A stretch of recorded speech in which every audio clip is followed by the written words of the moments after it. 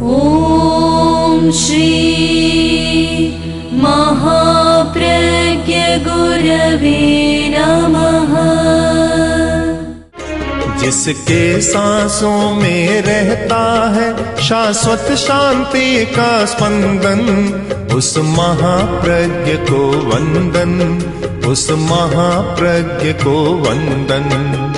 सत्य अहिंसा अनेकांत को अर्पित जिसका तन मन, उस महाप्रज्ञ को वंदन, उस महाप्रज्ञ को वंदन। जिसके सांसों में रहता है शाश्वत शांति का स्पंदन, उस महाप्रज्ञ को वंदन, उस महाप्रज्ञ को वंदन।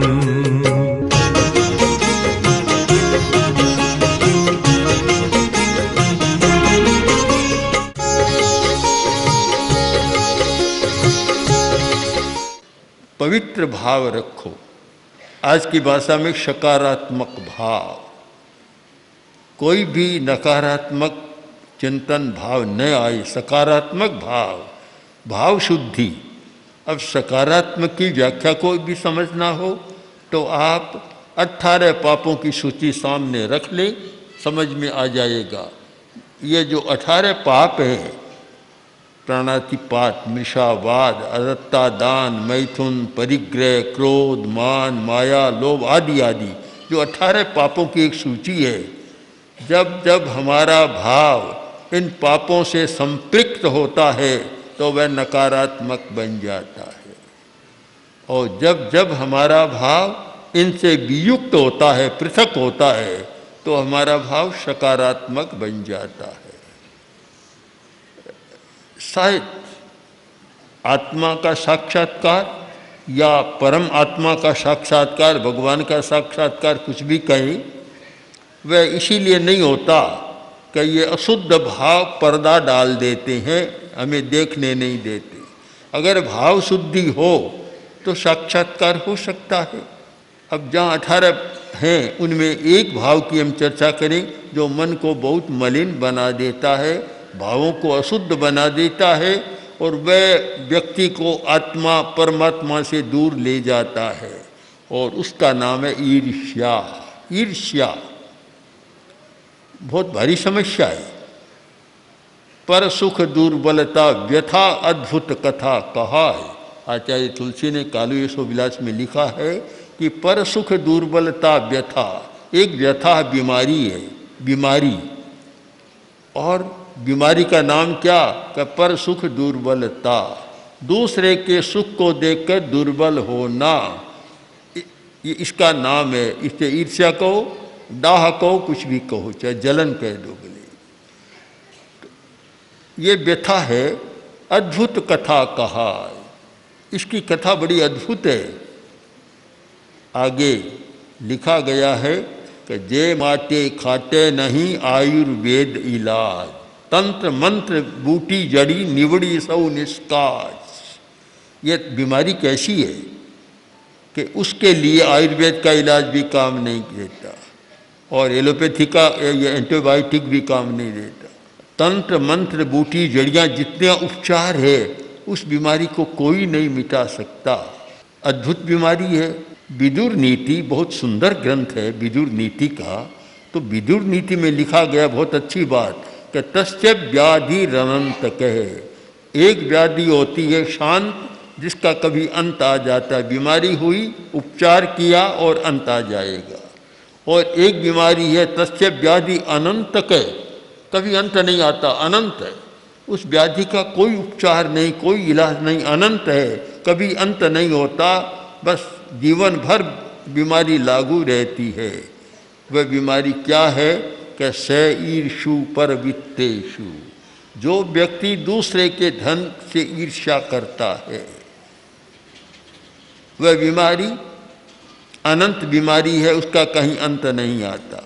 ईर्ष्या और स्पर्धा दो चीज़ है। स्पर्धा को तो अच्छा माना गया है।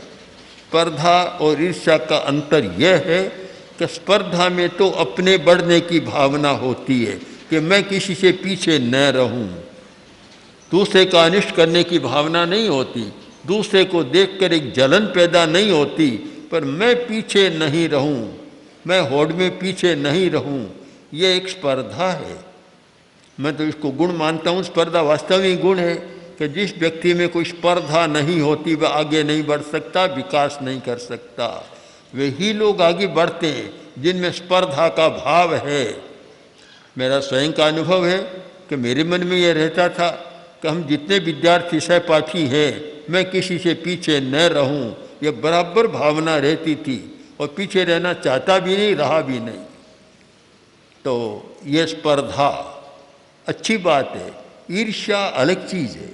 ईर्ष्या कोई आगे बढ़ने की भावना नहीं है खुद की, खुद कुछ नहीं करना चाहता, पर दूसरे को कुछ है उसे देख देख कर और भीतर में एक आग जलती रहती है, वह होती है ईर्ष्या। बड़ी खतरनाक बीमारी है, बहुत खतरनाक। और इसके द्वारा अनिष्ट भी होता है, अपना अनिष्ट भी होता है। अच्छा रूप देखा, मन में ईर्ष्या पैदा हो गई। किसी का पराक्रम देखा, ईर्ष्या पैदा हो गई। कुल और वंश को देखा, ईर्ष्या पैदा हो गई। और सुख सौभाग्य सत्कारे, किसी का सुख देखा, मन में ईर्ष्या पैदा हो गई। सौभाग्य देखा, ईर्ष्या पैदा हो गई। किसी का सत्कार देखा, इसी का सत्कार होता है, मेरा नहीं होता, मन में एक जलन पैदा हो गई। और फिर जलन के बाद यह होता है कि इसको नीचे कैसे गिराऊं, ये भावना और पैदा, और मलिन भाव पैदा होता है। ईर्ष्या का भाव, अपवित्र भाव, नकारात्मक भाव, और फिर ईर्ष्या दूसरे नकारात्मक भाव को जन्म देती है कि मैं इसका अनिष्ट कैसे करूं, इसे नीचे कैसे गिराऊं, ये सारी बात होती है। तो ईर्ष्या से एक व्याधि कहा, नुकसान कितना होता है इस पर भी हम विचार करें कि जिस व्यक्ति के मन में ईर्ष्या का भाव होता है वह व्यक्ति सुख से नहीं जी सकता। सबसे पहला असर होता है शरीर पर, शरीर भी कमजोर हो जाता है, मन भी कमजोर हो जाता है। एक बुढ़िया के पास कोई व्यक्ति गया, उसकी स्त्री गई परिचित, जाकर बोली कि बोलो कैसे है, कि और तो सब ठीक है, ठीक चलता है, पर कुछ ठीक नहीं है। क्या बात है कि देखो शरीर में कितना अंतर आ गया, शरीर छीज गया। कि क्या हुआ, कि क्या बताऊं, कुछ बताने जैसी बात नहीं। क्या कि मेरा जो पड़ोसी है उसके घर में गाय भैंस खूब है, और जब बिलोना करते हैं 4 बजे रात को, उस समय जो मथानी चलती है उस माटे में, मुझे ऐसा लगता है मेरी छाती में चल रही। इस कारण मैं छीज गई हूँ, शरीर एकदम बीमार हो गया। तो उसने कहा इससे तुम्हारे क्या, पड़ोसी है तो कभी छाछ तो मिलते होगे, छाछ तो रोज लाती हूँ, उस घर से ही लाती हूँ छाछ, देता भी है, भला आदमी है, पर वह मथानी मुझसे सही नहीं जाती इसके घर में। अब क्या ये बीमारी नहीं है क्या? बड़ी बीमारी है, मानसिक बीमारी, भावात्मक बीमारी। यानी बहुत सारी बीमारियां हमारी जो शारीरिक बाद में होती है, पहले मानसिक और भावात्मक बीमारी होती है। तो ये बड़ी भयंकर बीमारी है और मैं इसे सहन नहीं कर सकती। अब इसका आप क्या कहेंगे? इस व्याधि का कोई अंत है क्या? कोई अंत नहीं है, क्योंकि उसने उसका कोई अनिष्ट नहीं किया पड़ोसी ने। कुछ न कुछ इष्ट भी होता है कि कुछ मिलता है और छाछ मिलती है, कभी बिलोना नहीं करते हैं तो थोड़ा बहुत दूध भी मिल जाता है, उससे लाभ होता है। फिर भी दूसरे के सुख को, सौभाग्य को सहा नहीं जाता। अनंत बीमारी कि 2 व्यक्तियों ने देवी की आराधना की थी और देवी प्रसन्न हो गई, पर देवी ने देखा कि इन्होंने आराधना तो कर ली पर भाग्य नहीं है, मैं दूंगी कैसे? आखिर देवता भी वह तब कर सकता है जब किसी का भाग्य हो। देवा सहाया, सखाय मित्र बनते हैं, देव सहाय करते हैं, पर कब? कि भाग्यवान हो तो। भाग्य नहीं है तो देवता भी क्या करेंगे? जिसके कर्म का योग ऐसा है, देवता भी उसको कैसे बदलेंगे? कर्म को तो व्यक्ति स्वयं ही बदल सकता है अपनी साधना के द्वारा, अन्यथा बदलना बड़ा कठिन होता है। तो उसने कहा कि ये साधना तो कर ली, मैं आ गई, परंतु दूं कैसे? जब देवी ने भी एक युक्ति सोची और बोली, देखो तुम दोनों मेरे सामने हो, मांग रहे हो, मैं तुम्हें देना भी चाहूँगी, चाहती हूँ, चाहूँगी भी, पर एक मेरी शर्त है कि जो पहले मांगेगा उससे दूसरी बार मांगेगा उसको दूना मिलेगा। अब तुम बोलो क्या चाहते हो? अब दोनों बंद हो गए, जबान बंद हो गई। उसने सोचा कि पहले मैं मांगूंगा 1 लाख तो इसको मिल जाएगा 2 लाख, ये मुझसे सहन नहीं होता। ईर्ष्या में असहिष्णुता होती है, दूसरे के सौभाग्य को सहन नहीं कर सकता कि ये मैं सहन नहीं कर सकता कि इसको दूना मिल जाए। क्या फर्क पड़ता? वह मांग लेता 1 करोड़, उसको 2 करोड़ तो 1 करोड़ मिल गया, खूब है, पर वह सहन नहीं हो सकता। यह सारी स्थिति पारिवारिक समस्याओं के संदर्भ में देखे, एक भाई को भी लगे कि दूसरा भाई आगे बढ़ रहा है, वह सहन नहीं होता। एक युवक की हत्या हो गई और हमने कारण पूछा कि कारण क्या? तो कारण यही था कि वह व्यापार में इतना तेजी से आगे बढ़ रहा था तो आसपास के जितने दुकानदार थे सबके मन में ईर्ष्या पैदा हो गई और एक दिन ऐसा नाटक रचा, उसे बुलाया कि तुम्हारा स्वागत करेंगे, कहीं दूर जंगलों में ले गए और फिर कभी वह आया ही नहीं वापस। हत्या हो गई उसकी।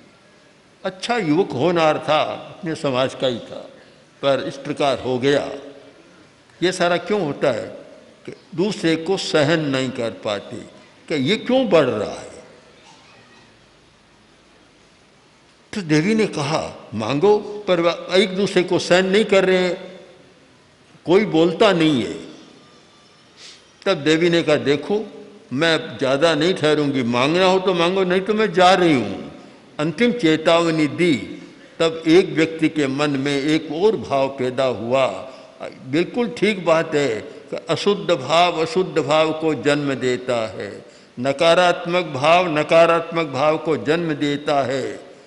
ये सब नकारात्मक भाव का परिणाम है कि उसकी परंपरा चलती है, उसका भी वंश चलता है, आगे से आगे चलता है। तब एक ने सोचा कि देवी जा रही है और हम क्यों करें, और ये बड़ा नालायक है, नहीं मांग रहा है पहले, अब खुद नहीं मांग रहा है, वह तो ठीक है, वह नहीं मांग रहा है साथी, उसको नालायक करार दे दिया, तो इसको भी मैं मजा चखाऊं। अब देखिए ईर्ष्या का परिणाम क्या होता है कि उसको भी मुझे मजा चखाना है, और आवेश में आ गया और नकारात्मक भाव प्रबल हो गया।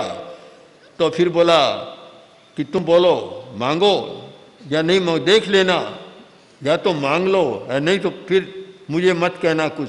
उसने कहा मैं नहीं मांगूंगा, तुम मांगो। तो उसने देवी से कहा कि ये मुझे एक वरदान दो कि मेरी एक आंख फोड़।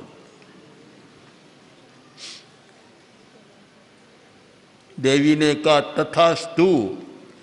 2 आंख वाला 1 आंख वाला बन गया, काना बन गया। अब वह घबराया। देवी ने कहा तुम तैयार हो जाओ।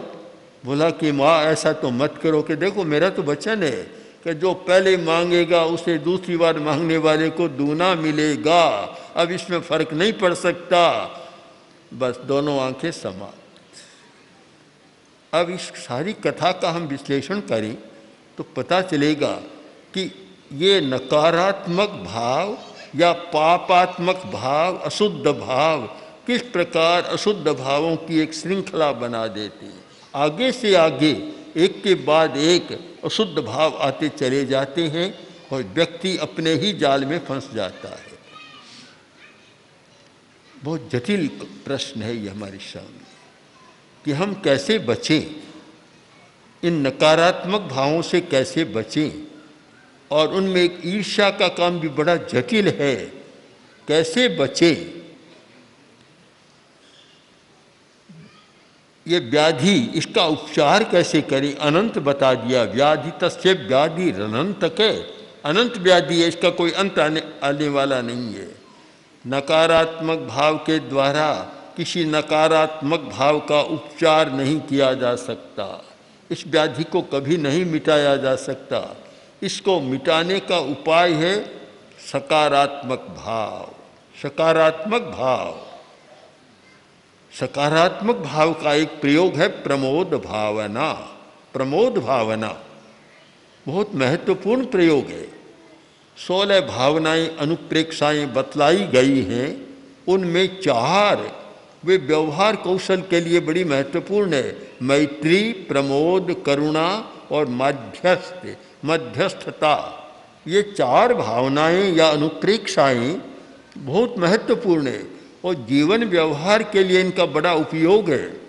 जो व्यक्ति धार्मिक है, 12 भावनाओं को नहीं जानता, अनित्य, असरण आदि जानता नहीं, इनका अभ्यास नहीं करता, और मैत्री, प्रमोद, करुणा और मध्यस्थता, इन 4 भावनाओं का अनुप्रेक्षा नहीं करता, अभ्यास नहीं करता, तो शायद धार्मिक जीवन भी बहुत अच्छा नहीं बनता। अच्छा धार्मिक जीवन, उसमें एक अनुप्रेक्षा का योग होना चाहिए, अभ्यास होना चाहिए, जिससे बहुत सारी जो मिथ्या धारणाएं हैं उनको समाप्त किया जा सके। इन मिथ्या धारणाओं का शोधन करना, परिष्कार करना, परिमार्जन करना, उसके लिए अनुप्रेक्षा झाड़ू का काम करती है कि जो भी कचरा आया झाड़ू से बुहारा सफाई हो गई। तो हमारे मन में भी न जाने कितने मेल जमते रहते हैं। हर व्यक्ति के मन में रोज मेल जमता है। शरीर पर मेल जमता है, आप जानते हैं, किंतु मन पर भी मेल जमता है। इसे भी जान लेना जरूरी है कि मन पर बहुत मेल जमता है। तो शरीर पर मेल जमता है तो आदमी ने स्नान का उपाय खोज लिया, जबकि स्नान करना जानते तो नहीं है, मेल उतारना भी नहीं जानते शरीर का भी। स्नान कोई पानी के नीचे बैठ गया, ऐसा स्नान होता है क्या? स्नान महात्मा गांधी करते थे, स्नान श्रावक रूपचंद जी करते थे, 52 तोला पानी से स्नान कर लेते थे। आज तो कोई कल्पना ही नहीं कर सकता। रूपचंद जी जो एक परम श्रावक थे, तेरा पंथ के, सुजान के निवासी, और ऐसे श्रावक थे कि उनकी एक एक बात विलक्षण है। तो पानी का भी व्यय न हो तो स्नान करते 52 तोला, कितना होता है 52 तोला? आज के आदमी से पूछो जो नल के नीचे बैठ कर करता है, कितना तोला होता है? वहाँ कितना तोला या कितना टन होता है पता नहीं लगता किसी का। स्नान करते, क्योंकि स्नान करने का मतलब तो है कि हमारे सारे रोम खुल जाए, और जब तौलिया गीला करके उससे घर्षण करते हैं तो 52 तोला में भी हो सकता है। महात्मा गांधी भी ऐसा ही करते थे कि घर्षण स्नान करते तो सारा अच्छा हो जाता है। केवल पानी गिरा, काम तो कम आया, निकम्मा चला गया। तो शरीर का स्नान करना भी नहीं जानते, तो फिर मन के स्नान की तो बात ही दूर है, और भावों के स्नान की बात तो और ज़्यादा दूर है, क्योंकि शरीर से मन सूक्ष्म है और मन से भाव सूक्ष्म है। भाव तो बहुत भीतर है, वहाँ तक पहुँचना भी बड़ा कठिन है। तो उनका स्नान कैसे करें? रोज स्नान करें, मन का स्नान भी करें, जिसे मेल का चिट्टा न जमे। उसके लिए ये अनुप्रेक्षा स्नान है। अनुप्रेक्षा एक महानदी है जिसमें हर व्यक्ति स्नान कर सकता है। बड़ा महत्वपूर्ण प्रयोग है अनुप्रेक्षा। प्रेक्षा ध्यान के साथ चलता है अनुप्रेक्षा का प्रयोग, और उनमें 4 भावनाएं जो व्यापक है, इतना महत्व रहा उनका कि महर्षि पतंजलि के पातंजल योग सूत्र में भी वे 4 अनुप्रेक्षाएं हैं, बौद्ध साहित्य में भी 4 अनुप्रेक्षाएं हैं, और जैन साहित्य में तीनों में बराबर चारों मिलती है। मैत्री, प्रमोद, करुणा और मध्यस्थता। तो प्रमोद भावना एक उपाय है। ईर्ष्या है नकारात्मक भाव और प्रमोद भावना है सकारात्मक भाव। सकारात्मक प्रमोद भावना का मतलब है गुणेषु पक्षपात है। किसी व्यक्ति के प्रति हमारा पक्षपात नहीं है, गुणों में हमारा पक्षपात, गुणों का संवर्धन करना, गुणों का प्रोत्साहन करना, गुणों को समर्थन देना, अनुमोदन करना और उन्हें बढ़ाने का प्रयत्न करता, यह प्रमोद भावना। प्रमोद भावना किसी दूसरे में विकास देखता है तो राजी होता है। यह नहीं कि व्यक्ति कौन है, मेरा है कोई तेरा है, यह कुछ नहीं। ये व्यक्ति कितना विकास कर रहा है, कितनी अच्छी बात है। बस वह विकास गुणात्मक विकास पर आधारित है प्रमोद भावना। जिस व्यक्ति ने प्रमोद भावना का अभ्यास किया है या कर रहा है, उसके मन में ईर्ष्या की बात समाप्त हो जाती है। लिखा गया कि तस्य व्याधि रनंत के, उसकी व्याधि का कोई अंत नहीं है। ये एक दृष्टि से ठीक बात है कि किसी से उपचार नहीं होता। कोई दवा लो और कुछ बाहर का उपचार करो, कोई उपचार लागू नहीं होता, तो हम कह सकते हैं कि उसकी व्याधि अनंत है। किंतु हर बात सापेक्ष होती है। हमें अपेक्षा को समझना है कि उस व्याधि का भी अंत हो सकता है यदि प्रमोद भावना का अभ्यास मिल जाए। जिस व्यक्ति को प्रमोद भावना का अभ्यास मिल गया, इतना खुश रहता है निरंतर, कोई उसकी खुशी में बाधा नहीं डाल सकता, कोई उसकी प्रसन्नता को रोक नहीं सकता। निरंतर प्रसन्न रहना शायद जीवन की सबसे बड़ी उपलब्धि है। अगर कोई मुझे पूछे कि जीवन की सबसे बड़ी उपलब्धि क्या है, धन, परिवार आदि आदि बहुत सारी बातें हैं, किंतु सबसे बड़ी उपलब्धि है निरंतर प्रसन्न रहना, कभी उदास न होना, खिन्न न होना, बेचैन न होना, डिप्रेशन में न जाना, अवसाद पैदा न होना। ये जीवन की सबसे बड़ी चरम उपलब्धि है, निरंतर प्रसन्नता। पर निरंतर प्रसन्न कौन रह सकता है? जो व्यक्ति प्रमोद भावना की साधना करता है, इसका अभ्यास करता है। शांत सुधार से ग्रंथ है विनय विजय जी का, भावनाओं के बारे में बहुत सुंदर ग्रंथ है, बहुत महत्वपूर्ण है। उसमें जो प्रमोद भावना का एक वर्णन किया है, इतना अच्छा है कि हर व्यक्ति के मन में दूसरे के गुणों के प्रति उल्लास का भाव पैदा हो जाता है। धन्यास्ते भीतरागा क्षपक पथ गति क्षीण कर्मोपरागा स्त्रीलोक्ये गंधनागा, मतलब धन्य वे बीतराग, जो राग द्वेष को जीतकर आनंद से जीत रही हैं। और प्रमोद भावना में जहाँ ये कहा जाता है कि जिह्वे प्रवि भवत्वं सुकृति सुचरितो चारणे सुप्रसन्ना भूयास्ता मन्य कीर्ति श्रुति रसिकतया मेद्य कर्णौ शकर्णौ भिक्षान्य प्रौढ़ लक्ष्मी दुक्त मुपचिनुताम लोचने रोचनत्वम संसारेस्मिन् न सारे फलमिति भवताम जन्मनो मुख्यमेव। जब प्रमोद भावना का विकास हुआ, उस समय आदमी बोलता है। किससे बोलता है? दूसरों से नहीं, अपने आप से बात करता है। और जो अपने आप से अच्छी बात करने लग जाता है वह सदा सुखी बन जाता है। आचार्य महाप्रज्ञ 20वीं 21वीं सदी के अतुलनीय दार्शनिक, अद्वितीय विचारक, विलक्षण साहित्यकार, अद्भुत प्रवचनकार तथा जन उद्धारक थे। उनके सृजनशील चिंतन कल्याणी वाणी ने प्रत्येक व्यक्ति के हृदय में एक स्थान बनाया। सरल भाषा में जीवन की सच्चाइयों को छूने वाले उनके विचार श्रोता व पाठक के हृदय में उतरकर आत्मनिरीक्षण, स्वदोष दर्शन व आत्म परिष्कार की भावना जागृत करते हैं। उनका समग्र साहित्य अब आ रहा है महाप्रज्ञ वाङ्मय के रूप में। 121 पुस्तकों की यह नवीन समायोजना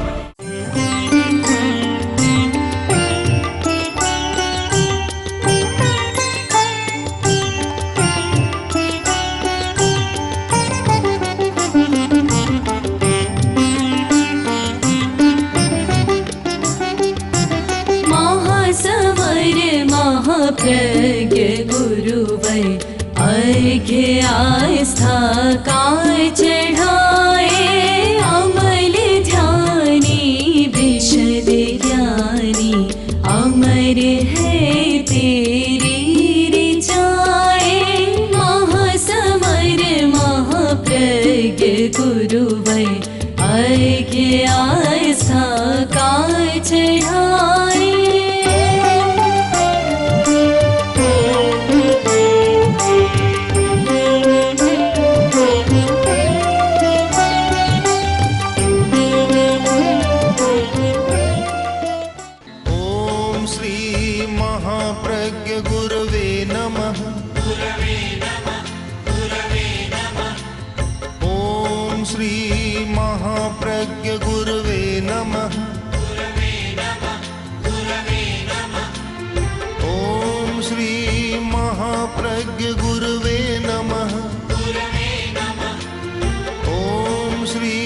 महाप्रज्ञ गुरुवे